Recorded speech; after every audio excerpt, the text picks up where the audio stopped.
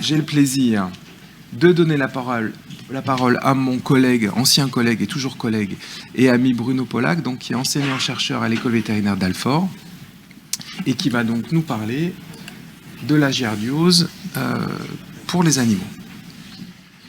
Bonjour, donc je fais cette conf avec deux noms, c'est mon nom et un jeune collègue qu'on vient de recruter, Mohamed Mameri, qui avait d'ailleurs préparé ce sujet pour sa leçon, et évidemment il est tombé sur un autre sujet pour son concours.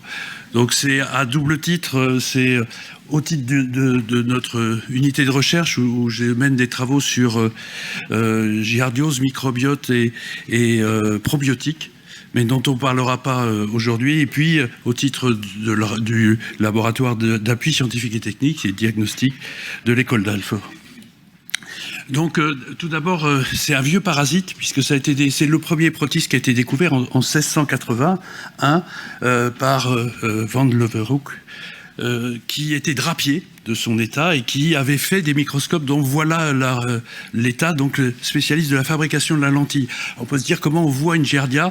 Voilà l'image qui a été reproduite avec son instrument, donc on voyait déjà relativement bien les giardias. Mais n'étant pas du tout scientifique, ses travaux, on peut les retrouver sur Internet, la photocopie de sa lettre qu'il avait envoyée à Robert Hooke, qui était du muséum donc de Londres. Donc, Giardia duodenalis, c'est un parasite assez simple parmi les protistes, avec deux formes, kyste et trophozoïte. Avec des caractéristiques, il n'y a pas de mitochondrie, il n'y a pas de place, il n'y a pas d'appareil de Golgi. Les deux formes sont simples. Celle qu'on voit dans les matières fécales, c'est le kyste, qui est relativement petit, il fait un peu plus, entre 7 et 10 microns, caractéristique avec 4 noyaux et des flagelles et puis un morceau de disque. Et puis le trophozoïte, qui se retrouve, qui est la phase de développement du parasite, qui est un peu plus grand, qui a une face, alors on dit en poire, de clown ou autre, avec 8 flagelles, 4 paires de flagelles et un peu plus grand. Alors, en termes de cycle évolutif, donc les kystes de Giardia qui sont directement infectants, donc vont être ingérés avec dans l'estomac, puis ensuite l'acide et puis la bile. Il y a un dékystement qui se fait juste après l'estomac et donc il va se développer à la surface, essentiellement dans le premier tiers du duodénum, début du jéjunum, donc du parasite dans ces zones à la surface de la cellule, comme vous le voyez ici.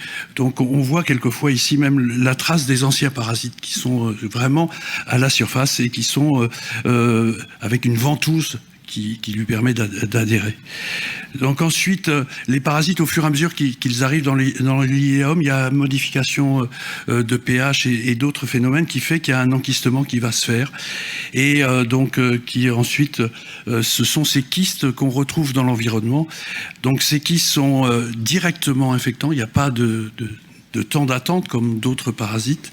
Et il y en a jusqu'à 10 millions par gramme, donc avec une dose infectante qui n'est pas connue chez l'animal, mais qui est de quelques centaines de kystes pour l'homme, où des essais ont pu être faits, et extrêmement résistant dans l'environnement.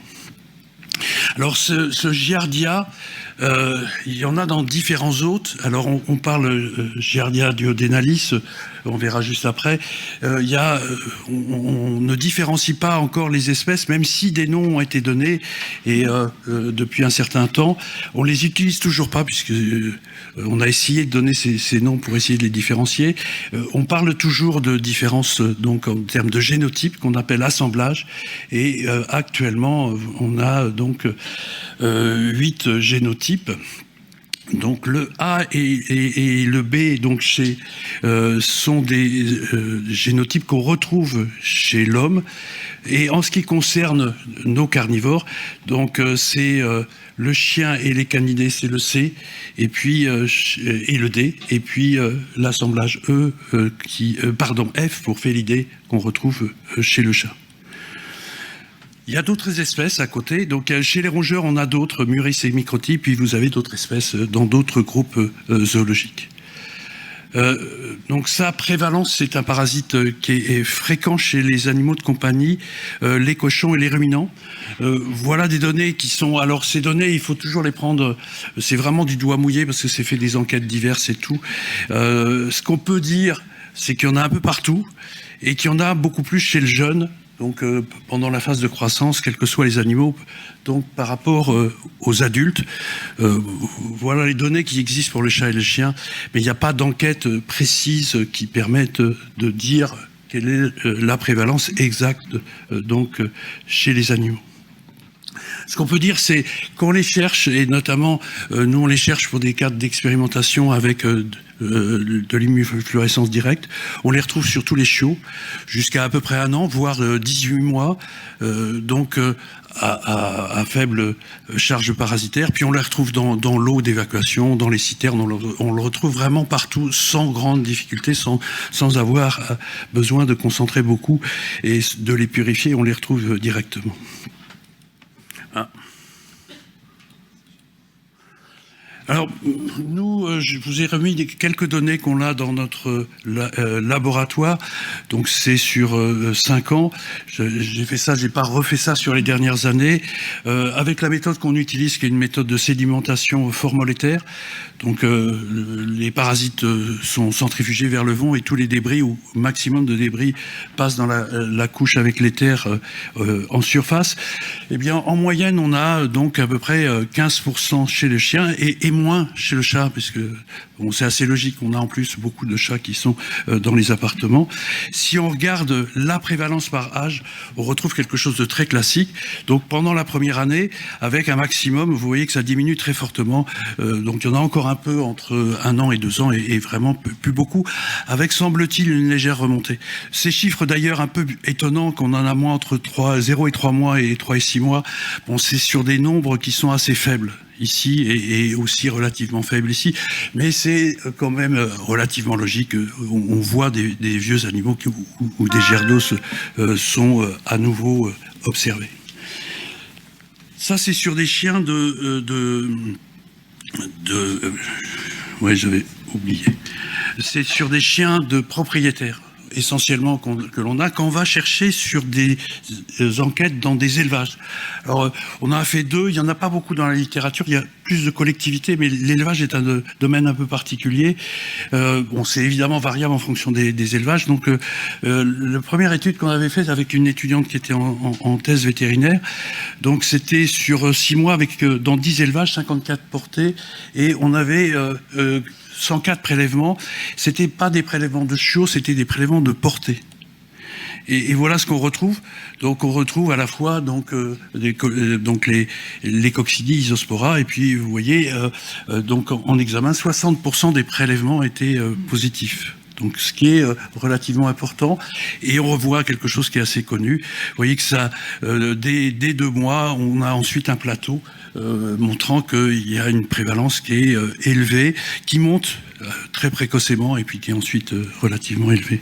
Puis il y a une deuxième enquête là qui a été faite un peu différemment, dans 25 élevages, 50 portées, mais là c'est par chiot. Donc, s'il y avait 6 chiots, c'était 6 prélèvements pour voir d'autres facteurs. On en verra un juste après. Donc, il y avait 215 prélèvements. Et là, donc, c'est une autre technique. C'était pas de la sédimentation. C'était une technique ELISA. Là, on avait 40% des prélèvements qui étaient positifs. C'était d'ailleurs le premier prélèvement.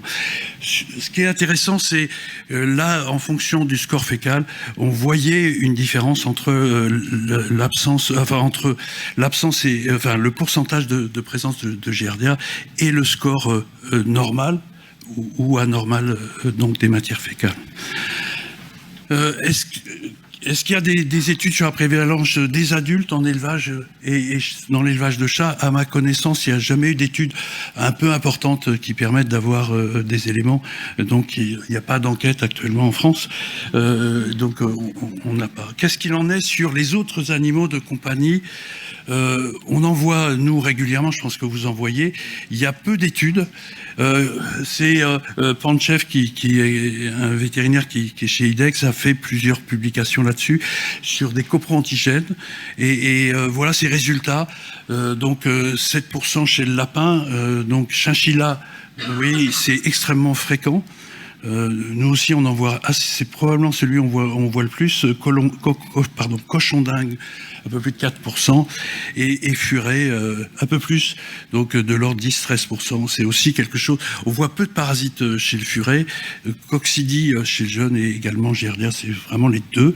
Ce qui est aussi intéressant, vous avez vu, il y a 2 assemblages qui sont zoonotiques, c'est A et B, et c'est le B qu'on retrouve très majoritairement sur ces espèces. Chez le chinchilla, je crois que c'était 100% qu'il avait retrouvé en B. Quels sont les signes cliniques de la giardiose? Donc là, je pense que vous les connaissez. Les signes cliniques sont assez caractéristiques quand ils existent. C'est-à-dire qu'il faut voir que... Alors, qu'est-ce qu'on appelle giardiose ou infection à giardia? Pour nous, c'est pareil, c'est giardiose. Il y a du développement, il y a une multiplication du parasite. Donc, ce qu'il faut savoir, c'est que la majorité des cas, les infections sont asymptomatiques. Si on regarde dans un élevage, tous les chiots sont positifs, c'est pas pour ça qu'ils sont malades. La deuxième chose, c'est qu'il y a en fait une faible morbidité, généralement pas de mortalité, et l'entérite est le plus souvent chronique, même si on peut commencer par une phase aiguë. Ce qui est le plus gênant, c'est qu'elle est intermittente, c'est-à-dire qu'on a des améliorations souvent après traitement et puis des rechutes. Donc on a ce phénomène sur quelques animaux qui sont difficiles à traiter. Et en termes de symptômes, c'est assez classique. Les matières fécales sont pâteuses à molles. C'est lié à une stéatorée. Alors bon, ici, on a des éléments caractéristiques, mais c'est évidemment pas toujours le cas. Et de nombreux cas, pour voir, les matières fécales n'ont rien, sont un peu plus molles, mais n'ont rien de caractéristique on les a au laboratoire. Bon, c'est parfois liquide. Il y a parfois des vomissements. Et à côté de ça, il y a une perte de poids, mais souvent le plus, c'est un arrêt de croissance, éventuellement un amaigrissement. Généralement, l'appétit est conservé et l'état général ne se dégrade pas. Donc, ils vivent assez bien avec cette giardiose, même s'il y a une petite perte de poids, il n'y a pas d'autres facteurs graves associés.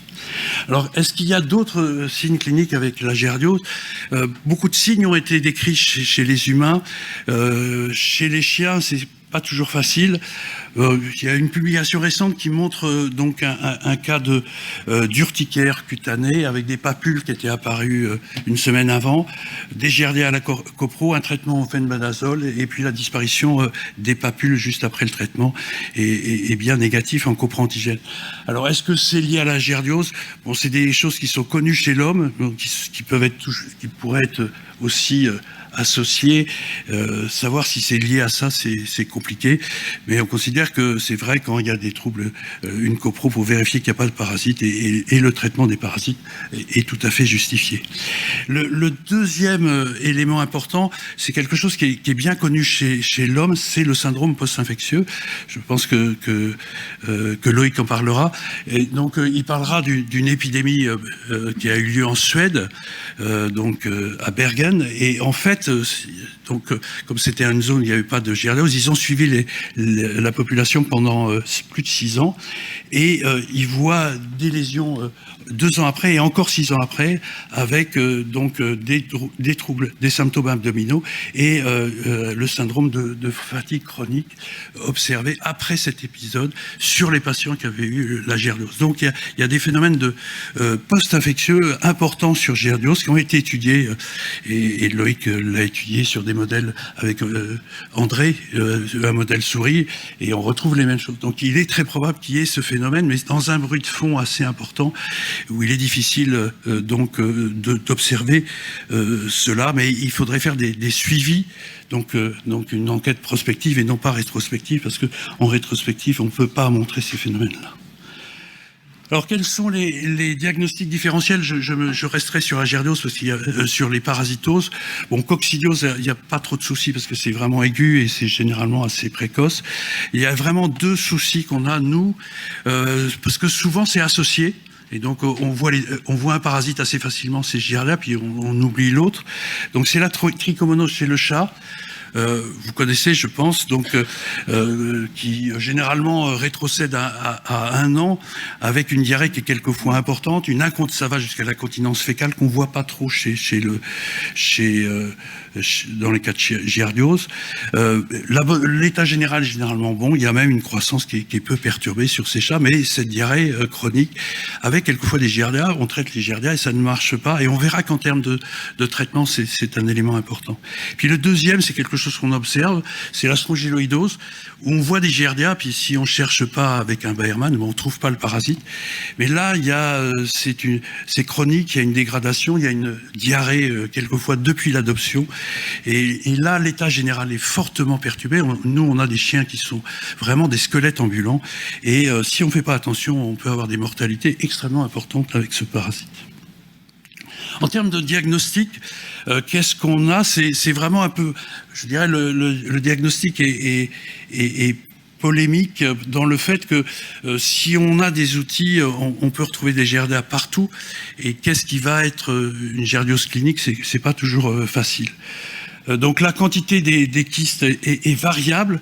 Et pour vraiment rechercher les kystes, si on veut rechercher, donc il faut faire des prélèvements sur 3 jours si on veut rechercher, savoir si l'animal est infecté. En revanche, sur une giardiose clinique, l'élimination des kystes est massive. On les observe généralement assez facilement après une simple enrichissement. Nous, on préfère la sédimentation à la flottation. Sur la flottation, on voit pas la structure interne et il y a des confusions assez fréquentes avec des parasites comme les amibes ou autres qu'on peut retrouver, ou des levures qu'on peut retrouver sur des animaux. On ne détecte pas les porteurs sains, parce qu'il y a un nombre de parasites qui est relativement faible. Il y a un critère qui permet d'affirmer que c'est une giardiose clinique, c'est quand on trouve des trophozoïdes dans les matières fécales. Là, quand il y a des trophozoïdes, c'est pas très fréquent, mais quand il y a des trophozoïdes, ça on sait que c'est une giardiose clinique, c'est vraiment qu'il y a un débordement complet du parasite qui est normalement juste dans la partie antérieure du tube digestif et qu'on retrouve dans les matières fécales, quelquefois en assez grande quantité. Bon, le kyste, la morphologie est assez typique, mais il arrive, il y a parfois des parois qui sont extrêmement qui sont, je ne sais pas pourquoi, sur certains animaux, difficiles à observer au travers. Ça varie d'un animal à l'autre, c'est pas fonction des espèces. Et quelquefois on a du mal, et il faut, moi, assez fréquemment, quand il n'y a que quelques kystes de giardia, je passe à l'objectif 100 à l'immersion pour voir ces éléments, et quand on voit ça, on sait qu'on ne peut pas se tromper, il n'y a pas d'autres parasites qui peuvent ressembler. Il y a d'autres techniques qui sont beaucoup plus sensibles. Donc copro-antigène, donc technique en flux latéral, PCR, qui sont des techniques qui sont courantes mais non quantitatives, et la technique de référence pour les suivis, c'est l'immunofluorescence directe, qui regarde à la fois crypto et giardia, et qui va permettre de quantifier relativement précisément les giardia avec un seuil qui est aux alentours de 500 kystes par gramme, et qui permet de ce fait généralement assez fréquemment de voir sur des jeunes carnivores des cryptosporidies sur le chat, sur le chien ou sur d'autres, sans qu'il y ait absolument aucune conséquence sur l'animal. Et après, dès que vous faites de la PCR, on retrouve ces parasites sans difficulté. On a une détection possible donc avec ces techniques des faibles charges, mais si c'est pas quantitatif, donc à part éventuellement, actuellement, il n'y a pas d'autres tests quantitatifs, c'est l'immunofluorescence, mais qui est pas possible en termes de diagnostic de routine. C'est éventuellement trop sensible pour le diagnostic clinique, puisqu'on va voir toutes les infections. Passons, il me reste combien ? Parce que j'ai oublié de regarder. Passons au traitement de la giardiose chez les carnivores. Je pense que vous la connaissez toutes. Il y a un seul médicament, qui est une AMM, qui a été issu d'une AMM antérieure, qui était hollandaise, donc il n'y a eu aucune étude en France. On a vu le médicament débarquer sans être au courant, c'est le métronidazole. À la dose de 25 mg matin et soir, ce qui est une dose assez élevée, mais bon, pas vu beaucoup de cas où c'était compliqué, dans 5 à 7 jours. Et puis vous avez les bases imidazole, fenbendazole, oxandazole et éventuellement fébantel, à la dose classique de l'AMM. Et généralement, sur des gyardoses cliniques, on fait 5-7 jours minimum. Bon, le Fébantel, je mets entre parenthèses s'il y a des décès. Bon, rajouter du praziquantel et pyrantel, faire plus de 3 jours, ça n'a pas beaucoup d'intérêt. Donc je vous l'ai mis, mais c'est pas utilisé. Alors, je pense que vous connaissez tous pourquoi il faut faire attention au fenbendazole. Et si vous ne le savez pas, moi je l'ai appris par notre collègue Michel Franck il y a quelques années, c'est vous regardez mal l'AMM du 250, parce que le 500 c'est récent qu'il a été mis, c'est que c'est des comprimés hydrodispersables et que vous devez le mélanger avec un peu d'eau et le mettre sur le repas. Si vous ne le faites pas, vous perdez 40% de biodisponibilité. Et si vous voulez savoir l'histoire, vous demanderez à Michel Franck. Il a fait des essais avec des échecs, avec des oblets au départ, qui n'avaient pas compris et qui étaient liés simplement à la forme. Donc si vous donnez du Panacur décomprimé directement dans la gueule du chien, vous traitez même pas les nématodes. Donc faites très attention à ça parce que c'est très très fréquent chez les propriétaires. Et puis attention au métronidazole. Alors c'est pas pour la même raison, mais le métronidazole, si on regarde le Vidal ou l'équivalent, parce que je suis pas abonné au Vidal, mais vous avez un site où vous avez tous les médicaments, puis vous avez le RCP. Vous voyez que le métronidazole dans le côlon, il y a généralement des quantités. La dose est très faible, et c'est là où se trouve Trichomonas. Et souvent on observe des difficultés de traitement avec le traitement de référence après, qui est de résistance au métronidazole, qui est le seul médicament actuellement disponible. Donc, je sais que si on regarde l'AMM, c'est celui-là qu'on doit utiliser en avant, mais faites attention, si vous avez un chat, vous n'avez pas fait le diagnostic sur un jeune chat, parce que c'est quand même, je dirais même peut-être plus fréquent que la giardiose, si vous n'avez pas vérifié qu'il n'y a pas de trichomonose, utilisez le Panacur, il n'y a pas d'action et il n'y a pas de risque après d'avoir des difficultés de traiter la trichomonose après. Ensuite, la difficulté, c'est quand ça récidive, qu'est-ce qu'on peut faire ? Nous, personnellement, on passe à des durées beaucoup plus longues. Donc, 15 jours, métronidazole, quelquefois, on se dit qu'il y a une neurotoxicité, donc on hésite. Fenbendazole, on peut le faire, je dirais, pendant presque... Nous, on le fait quelquefois pendant 2 mois pour la strongyloïdose sur des MDR1 mutés. Donc, c'est très, très bien toléré. Il n'y a pas de troubles, même hépatiques. Et le deuxième, c'est que dans certains cas, on propose même une double thérapeutique pour arriver à se débarrasser avec ces souches résistantes. Et Loïc, je pense, vous en parlera parce qu'il y a le même souci en humaine. Et puis, dans ces cas-là, quand on a vraiment des échecs, il y a quand même beaucoup plus de recontamination parce que les chiens se recontaminent très vite par l'environnement.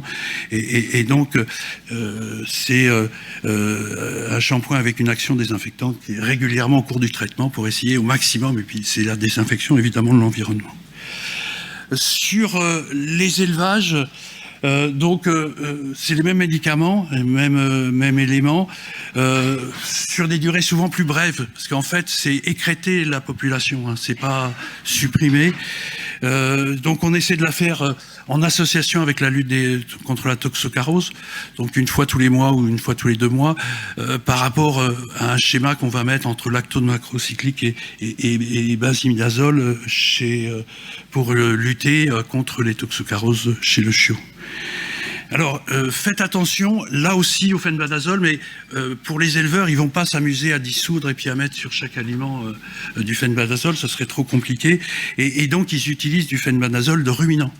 Et ça m'est arrivé plusieurs fois, même devant le veto, c'est qu'il y a 2 concentrations et il suffit que on vende le mauvais donc à l'éleveur qui est habitué à avoir du 10% et il passe de 0,5 à 2 millilitres. Donc, quand vous vendez du fenbendazole, alors c'est vrai, c'est limite, on n'a pas le droit et tout. Mais si vous le vendez, vous écrivez au marqueur vous rayez le mode d'emploi et vous écrivez au marqueur la dose en millilitres par kilo. Pourquoi ? Parce que c'est l'éleveur qui va le faire, mais il a des personnels. Et le personnel, il ose pas redemander pour la xème fois la dose. Il regarde sur le mode d'emploi et puis ils utilisent la dose ruminant. Donc, ça m'est arrivé plusieurs fois avec des échecs, même toxocara. Donc, méfiez-vous et je pense que c'est quelque chose d'important à bien se rappeler. Bon, en termes de désinfection, contre giardiose, contre giardia, il y en a un certain nombre. Bon, le chlore, il faut quand même des quantités, mais aux quantités qu'on l'utilise en désinfectant, il n'y a pas trop de problème. On est considéré, mais c'est des vieuses expérimentations, c'est difficile d'expérimenter facilement là-dessus. On considère que les ammoniums quaternaires sont les plus efficaces. Et donc, évidemment, la chaleur... avec la chaleur vapeur sous pression. L'inconvénient de la vapeur sous pression, c'est que ça amène de l'eau, et si on n'atteint pas dans les infractuosités la température idéale, eh bien ça amène l'eau, et c'est très très bien pour la survie des giardia, des coccidies, et évidemment bien plein d'autres parasites. Alors finissons par la santé publique vétérinaire et la circulation de Giardia duodenalis chez les mammifères. Donc, j'ai supprimé la diapo où on parlait des différentes giardia, mais c'est pas grave. Je ne sais pas si Loïc parle d'intestinalis ou duodenalis.